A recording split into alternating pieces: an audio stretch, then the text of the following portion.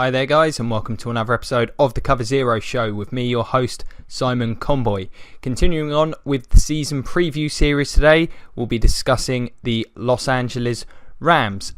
For those of you who haven't seen an episode in this series before, I will be going through my projected starters for the team. Of course, we've got a while till the season begins, but if the team was to play a game tomorrow or this weekend, this is the lineup I think they'd most likely go with. I'll then go through the schedule. I've got a predicted record for the team. I'll discuss that, my thoughts on that in the case of some of the teams that aren't expected to be so good, where they may have an opportunity to pick up some wins. And then I'm going to offer my 3 X factors for the season. If the team's going to overachieve or for future teams underachieve, there's going to be 3 key areas of the team that I think will be integral to those events happening. So we'll hop right into the offensive starters. Of course, the Rams will be going with last year's first overall pick in Jared Goff once again at quarterback. They got to see what they got. I really think he struggled enough last year. Now, bear in mind the personnel around him were not good. The O-line was terrible. The weapons weren't good. But they have to seriously see improvement based on what we saw on tape last year. We could be looking at a Blaine Gabbert type situation or a Christian Ponder where they may just simply have to cut ties. He really did struggle that much. Running back, Todd Gurley will hopefully rekindle his rookie season form. He was superb for much of his rookie season last year. Like all of the Rams offense, he struggled immensely. I expect Lance Dunbar is the only back with experience, is probably most likely to be the number 2 back at this point, but of course it is the running back position. There's always a good chance someone young will step up and be able to take some snaps away, perhaps someone who's better as a third down option. Wide receiver has been a weakness for who knows how long. I've replaced Kenny Britt with Robert Woods. He'll be the 1 or the 2. I think him and Tavon Austin are the most likely starters. I think Woods is an okay player. He's not shown that he can be a top tier guy in the NFL.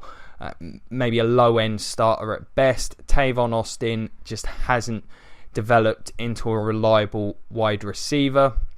He's an effective gadget player. He's certainly got a role within the offense. I don't know if they'll be able to maybe finally get him going this year.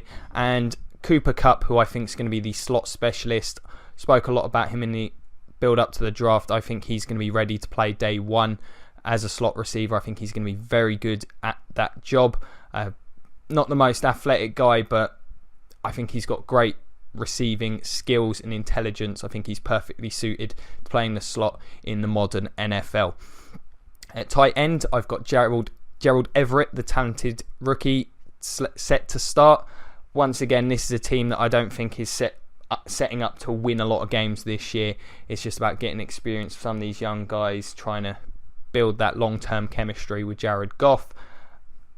Rookie tight ends tend to struggle. He may not start day 1, but I do think he'll end the season as the starter for sure. At offensive tackle, again, a position that has been an issue for a long time. Andrew Whitworth, who's been one of the best tackles in the league over the last decade, has been brought in. He'll be getting the start at left tackle. Hopefully he can carry over his form that he's demonstrated over the last few years, being one of the best players in the league. Jamon Brown is probably the most likely right tackle. I think this, like most of this offensive line, is probably going to be wide open in terms of training camp battles and the spots available. At guard, I've got Roger Saffold and Rob Havenstein essentially slated as starters because of their experience. Saffold in particular, I don't think has been a particularly good player. Havenstein maybe average at best.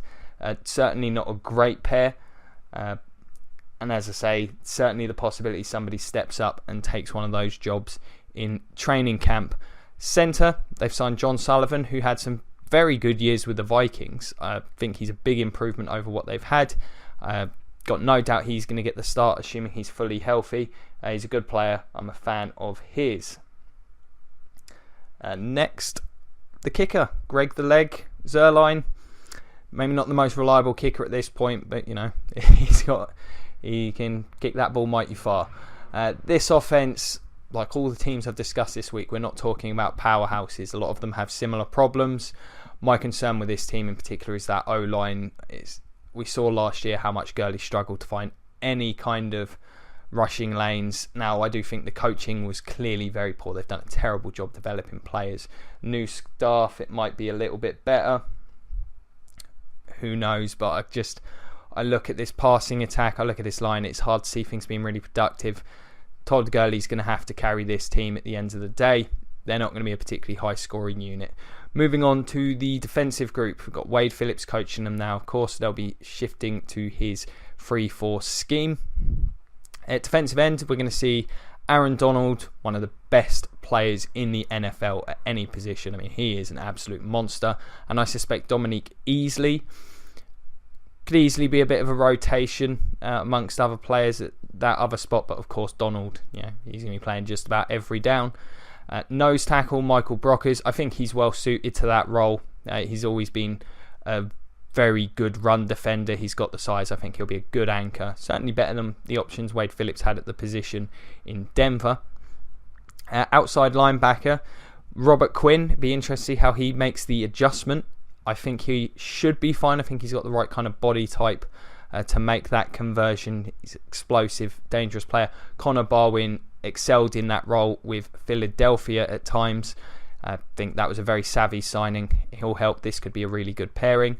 Inside backer, Ogletree's a given.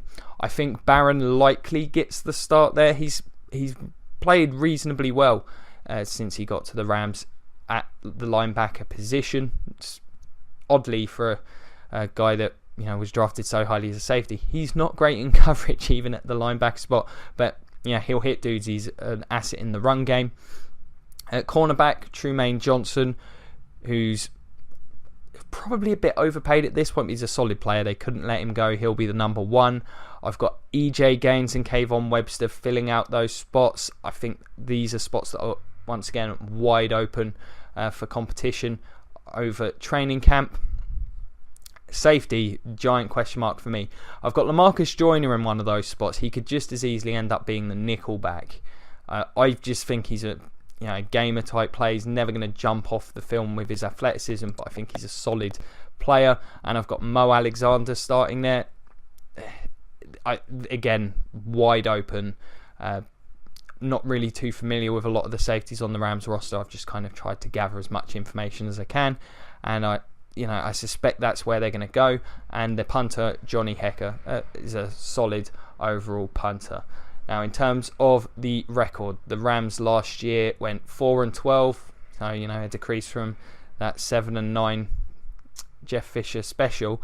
Next year, I've got them going 3-12.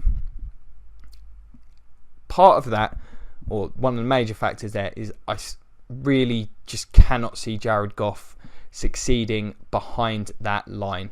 I think playing him at the end of last season probably hindered him more than it helped, and they should have considered just sitting him for the rest of the season. Whilst experience is a valuable thing, there are times where I think it can be a detriment to a player's development. Look at David Carr with the Texans. He just got beaten up too significantly. Even possibly Blaine Gabbert, that could certainly have been the case there. I just can't see this team scoring points, whilst the defence could be very good. Pretty concerned about the secondary and how smoothly they make that transition, even with Wade Phillips having some talent there to work with. I look at their schedule and it's just not a particularly easy one. The AFC South, there's some winnable games there, as I've said in the breakdown of the Niners. Always a chance that you can beat a team like the Jags, even the Texans with a rookie quarterback, especially if they're playing very well defensively this year. Within the division, games I think with the Niners are winnable. Possibly the Colts on opening weekends. That's a team that's got a lot of new players. Frankly, the Eagles, I just don't know what to make of them. The NFC East on paper look like they should all handle this team, but that division's always crazy.